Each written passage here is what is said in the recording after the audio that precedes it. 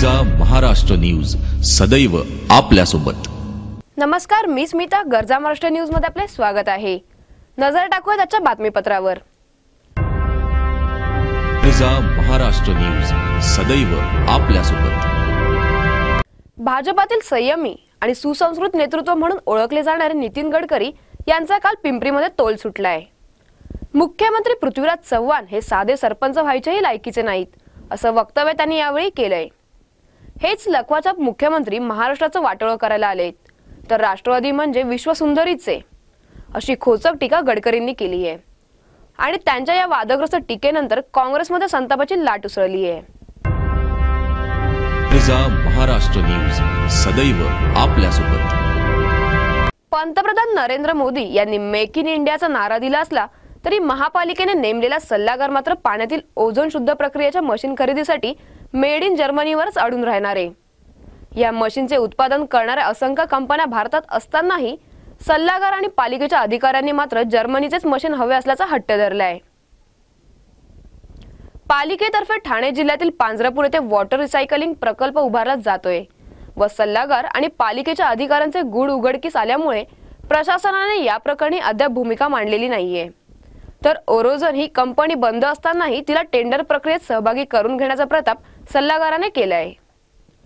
जर्मनीतील एका कंपनीचे भारतातील कंपनीशी टायअप असून प्रकल्पासाठी टेंडर प्रक्रियेत या कंपनीची निवड झाली आहे। जर्मनीतील कंपनीने भारतातील टायअप केलेल्या कंपनीला मशीनचे डिझाईन व टेस्टिंग भारतातच करण्याचे अधिकार दिलेत। तसे लेखी पत्र जर्मन कंपनीने सल्लागार सन एन्वायरोला दिलेत। सल्लागाराने भारतीय कंपनी अथवा कंपनीचा भारतीय प्रतिनिधी तसेच मशीनचे ड्रॉइंग डिझाईन चालणार नसल्याचं जर्मन कंपनीला सूचित केलंय। मशीनच्या टेस्टिंगसाठी जर्मनीला जाणे आवश्यक असल्याचा हट्ट सल्लागार आणि पालिकेच्या अधिकाऱ्यांनी केलाय। जर्मनीच्या तुलनेत त्याच मशीन कमी दरात मिळत असल्याचे तसेच अनेक पुरवठादार भारतात असतानाही जर्मनवारीचा हट्ट कशासाठी असा सवाल केला जातोय। या प्रकल्पासाठी स्लन्स ट्रान्सफर पंप देशात 50,000 मिळत असताना तो आयर्लंड मधून 5 लाख रुपयांना विकत घेण्यात आल्याची धक्कादायक माहिती सूत्रांनी दिली असून या पंपाच्या टेस्टिंगसाठी सल्लागार आणि पालिकेचे काही अधिकारी नुकतेच आयर्लंडची सफर करून आलेत। प्रकल्पासाठी अनेक महागड्या साहित्यांची यादी वाढतच असून यामुळे कंत्राटाची रक्कम मात्र फुगत चालली आहे। याबाबत अधिक चौकशी केली असता प्रकल्पाचे एक्झिक्युटिव्ह इंजिनियर आतिश पाटील यांच्याशी संपर्क साधला। ते म्हणाले, मीडियाला ही माहिती कशी मिळाली, माहिती देणाऱ्यांची नावे आम्हाला सांगा, अशी दमदाटीही करत त्यांनी प्रक्रिया व्यक्त करण्यास नकार दिलाय। प्रजा महाराष्ट्र न्यूज सदैव आपल्यासोबत। महाराष्ट्राला अखंड ठेवणाऱ्यांचा छत्रपती शिवाजी महाराजांचा आशीर्वाद मिळेल असा टोला शिवसेना पक्षप्रमुख उद्धव ठाकरे यांनी मंगळवारी पंतप्रधान नरेंद्र मोदी यांचे नाव न घेता लगावलाय। मात्र त्याच वेळी एनडीए मधून बाहेर पडण्याबाबतचा निर्णय मात्र पूर्ण विचार करून घेऊ असे त्यांनी स्पष्ट केलंय। स्वतंत्र विदर्भाबाबत अनेकदा भाजपच्या राज्यातील नेत्यांनी वक्तव्य केले व भाजपने पंतप्रधान नरेंद्र मोदी यांच्या फोटोसह शिवछत्रपतींचा आशीर्वाद चला देऊ मोदींना साथ अशी जाहिरात केली आहे। अखंड महाराष्ट्र ठेवणाऱ्यांना छत्रपती शिवाजींचा आशीर्वाद मिळेल असा उद्धव ठाकरे यांनी भाजपला टोला लगावला असे सांगितलंय।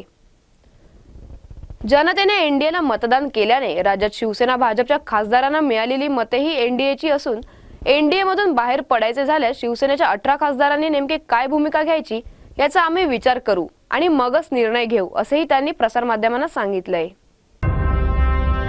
प्रजा महाराष्ट्र न्यूज सदैव आपल्यासोबत। पक्ष तिरडीवर गेला तरी चालेल, पण आम्हाला पदांचे गुळ खोबरे मिळाले तरच समाजाचे कल्याण होईल असे घटक पक्षाच्या नेत्यांना वाटतंय, अशी टीका उद्धव ठाकरेंनी महादेव जानकरांवर केली आहे। महायुती तुटल्यानंतर शिवसेनेने महायुतीतल्या घटक पक्षांवर आता निशाणा साधलाय। शिवसेनेचे मुखपत्र असलेल्या दैनिक सामनामधून राष्ट्रीय समाज पक्षाच्या महादेव जानकरांवर टीका करण्यात आली आहे। त्यामध्ये महादेव जानकरांचा चव्हाणी छाप नेते असा उल्लेख करण्यात आलाय। महायुतीतील सर्व घटक पक्ष भाजपासोबत गेल्याच्या पार्श्वभूमीवर उद्धव ठाकरेंनी यापूर्वी सामनामधून आठवले आणि आता जानकरांना लक्ष केलंय। शिवसेना आता एकाकी पडली आहे, सेनेची कोंडी झालीये या चर्चेत तथ्य नाही। घटक पक्षाचे नेते गेले तरी सारा बहुजन समाज हा परंपरेने शिवसेनेबरोबरच आहे असा विश्वासही ठाकरेंनी या अग्रलेखात व्यक्त केला आहे।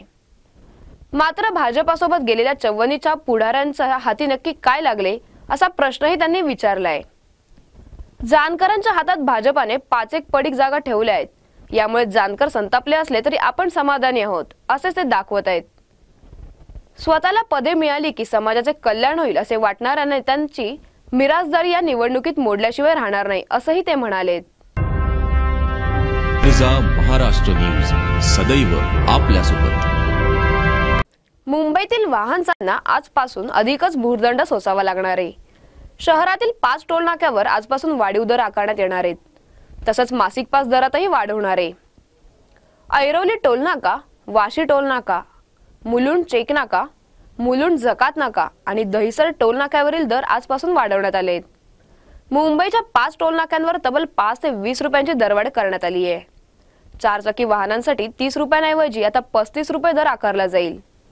मिनी बस आणि तत्सम वाहनांना 45 रुपये द्यावे लागणार आहेत।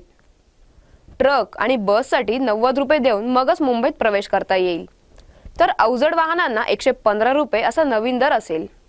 त्यामुळे दररोज मुंबईत ये-जा करणाऱ्या वाहन चालकांना दरवाढीचा मोठा फटका बसणार आहे। दरम्यान वाढीव टोल दरांबाबत मुंबईकरांमध्ये संभ्रम आहे। वाशी मुलुंडसह 5 टोल नाक्यांजवळ वाहनांच्या लांबच लांब रांगा लागल्या आहेत, त्यामुळे या ठिकाणी मोठी वाहतूक कोंडी झाली आहे। महाराष्ट्र न्यूज सदैव आपल्यासोबत। लोकशाहीमध्ये निवडणुकीला फार मोठे महत्त्व आहे। ग्रामपंचायतीपासून ते लोकसभेपर्यंतच्या सर्व निवडणुकांमध्ये निवडणूक आयोगाने ठरवून दिलेल्या खर्चापेक्षा जास्त खर्च होत असल्याचा सर्व स्तरातून सांगितलं जातं। मात्र तरीही यावर प्रभावी उपाययोजना समोर येताना दिसत नाही। निवडणुकीत होणारा मोठा खर्च लोकसेवक म्हणून निवडून येणाऱ्यांना भ्रष्ट होण्यास मदत होते। निवडणुकीसाठी अब्जावधी पैशांचा सुराडा होतो आणि म्हणूनच सध्याच्या निवडणूक प्रक्रियेमध्ये बदल घडवले पाहिजेत असा विचार सांगली जिल्ह्यातील आटपाडीचे ज्येष्ठ नेते रावसाहेब पाटील यांनी गरजा महाराष्ट्राशी बोलताना व्यक्त केला आहे।